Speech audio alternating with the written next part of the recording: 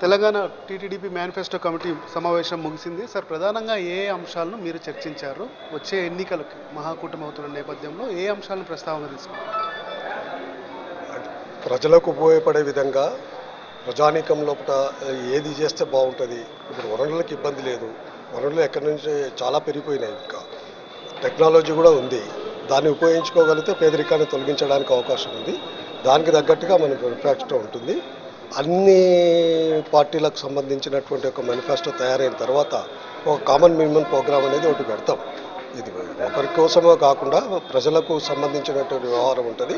ఇదేదో రాజకీయాని కోసం చేసేది కాదు అని చెప్పి ఈ సందర్భంలో తెలియజేస్తాం. మహాకూటమి ఏర్పాటు అవుతున్న నేపథ్యంలో మేనిఫెస్టో కూడా ఉమ్మడిగా ఉంటుందా, లేకపోతే ప్రధానంగా టీడీపీ తరఫు నుంచి మనం ఏ అంశాలు కూడా అదే తయారు చేస్తున్నారు కదా. మొత్తం 1 వీక్లో తయారైపోతుంది మేనిఫెస్టో మా టీడీపీది.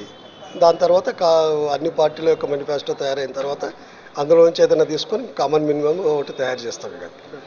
గత ఎన్నికల్లో మనం బీజేపీతో కలిసినప్పుడు అక్కడ ఇద్దరు 2 పార్టీలు కలిపి ఉమ్మడి మేనిఫెస్టోని రిలీజ్ చేయడం జరిగింది. ఇప్పుడు ప్రధానంగా మనం చర్చించే అంశాలు ఏముంటాయి సార్?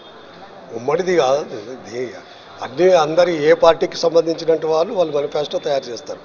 కామన్ మినిమం ప్రోగ్రామ్ అనేది ఒకటి పెడతాము, ఉండాలని నా యొక్క అభిప్రాయం. అందరికి సంబంధించినటువంటి కామన్ వ్యవహారం ఏదైతే ఉందో అందరితో మాట్లాడిన తర్వాతనే ఫైనల్గా సార్ కాంగ్రెస్ పార్టీతో ఎన్ని గంటలకు చర్చలు ఉంటాయి? చర్చలకు సంబంధించి సరే చర్చలు చేస్తాడు.